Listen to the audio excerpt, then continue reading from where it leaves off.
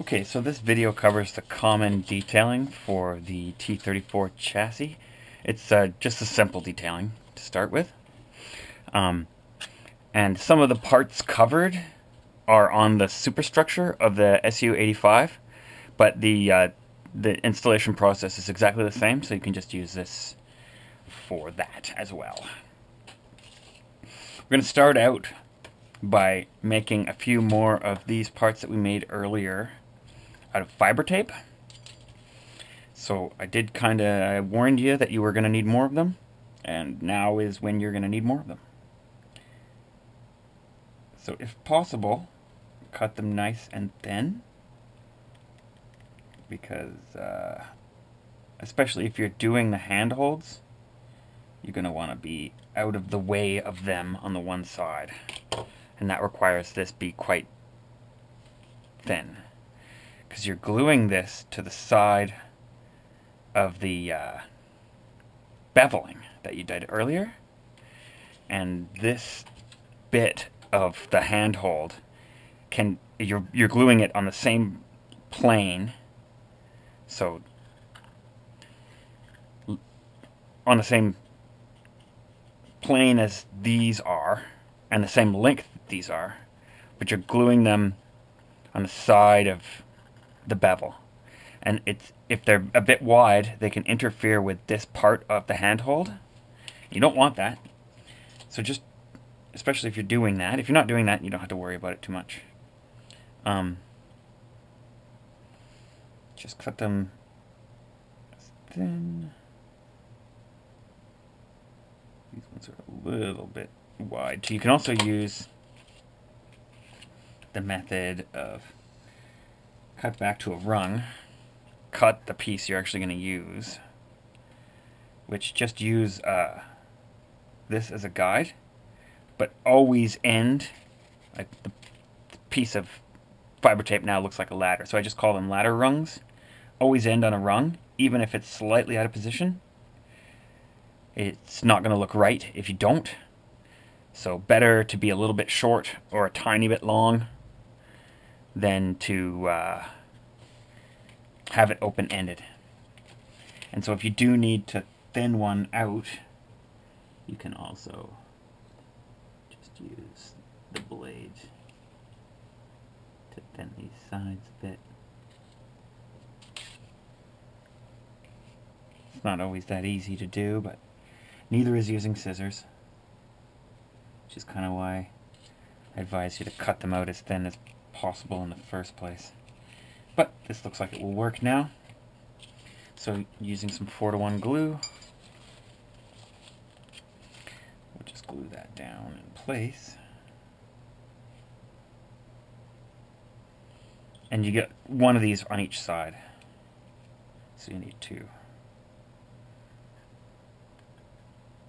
But the other one does not have to be thin like this. There's no handhold there on the other side. The room is taken up by fuel tanks. So I guess they didn't want to have a guy riding right beside a fuel tank. I do not blame them.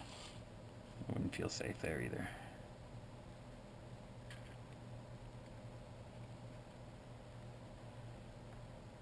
So you can see that even this thinned out one just comes out of the way of that handhold. So you do need to be careful with that. If you absolutely do take up a little bit of the space of it, you can move it down just so it fits. But then you had to move this whole level down, because these are supposed to be in line, and then these ones slightly below and in line again. So if you do have to move this down a slight bit, just move the rest of them to compensate for that.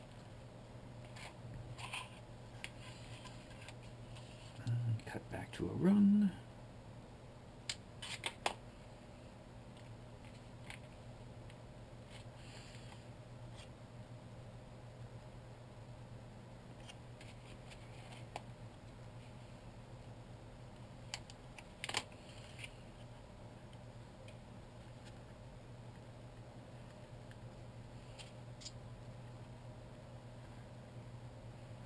So just be careful when you're doing the rest of this that you don't knock those new parts off. They'll be solid in a bit, but they're a little bit delicate while they're drying.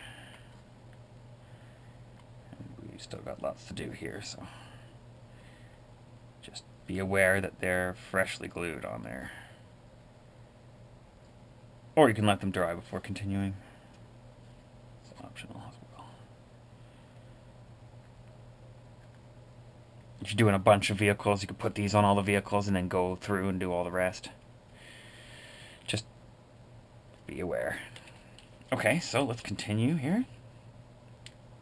Next thing we're going to do is glue. These are toolboxes, and the longer, thinner versions goes on the front of the left, and the thicker, wider version goes on the back of the right. Now you'll notice that there's barely room, because of the extra room the superstructure is taking up, to fit this thin long one on there, but it still does fit. So just attach it there anyways, it's fine.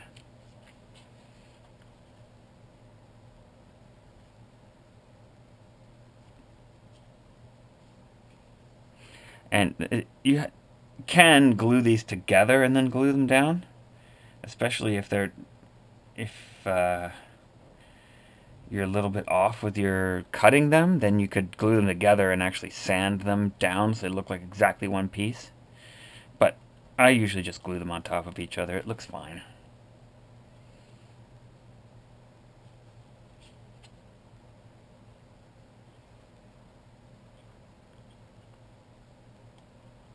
It's only if your cutting's a little bit off or wacky that I would bother doing that, because you have to glue them together and then you have to wait for a while until they're completely dry and then sand them. So it's quite a bit longer of a process. Now with this saw here, when we cut it out, we cut the handles right off. We're going to install those handles later when we do the more delicate detailing. So just install that like this, and we'll put the handles on later. Don't worry about them now. Okay, so hopefully you have, where's my little bit? Okay. Hopefully you have a 1mm wide piece of cereal box that you've pre-hardened with 2-to-1 glue. We used this for something earlier, I'm sure. If you're doing the handholds, make lots of this. You might as well just make a whole bunch now, because it's required over and over and over again. If not, you'll only probably need one string about this long for maybe 4 tanks.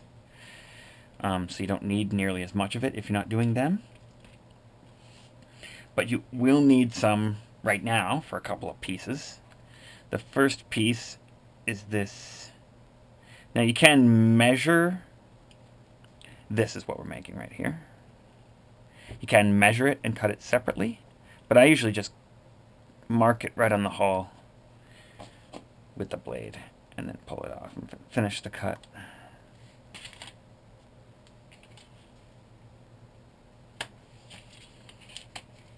And you do need a little tiny piece here for this hinge. So you could go ahead and cut that out now.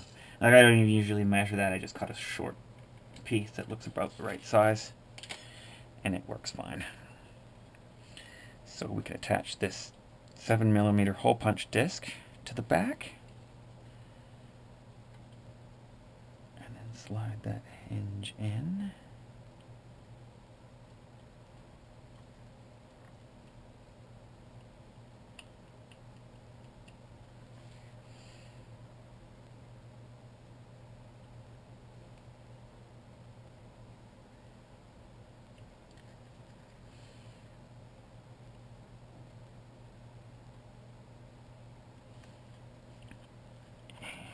Do the same at the top. Now I would always cut this little piece before installing the driver's hatch. I mean, it's not impossible to do, but if you have already installed this, you probably want to use the ruler method rather than the cutting it on the piece method, because it's a little bit, I mean, you can still do it, it's just a little bit more of a pain, that's all. And when you install these, there is supposed to be a tiny gap between them, so if you don't see that develop naturally, just pull this piece away from the hatch a little bit to create that gap yourself.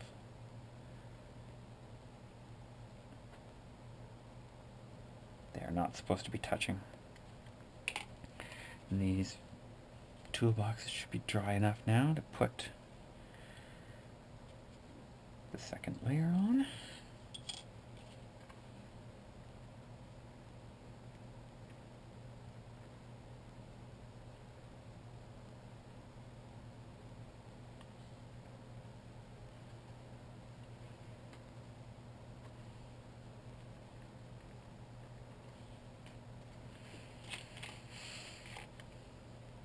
And at the back here as well.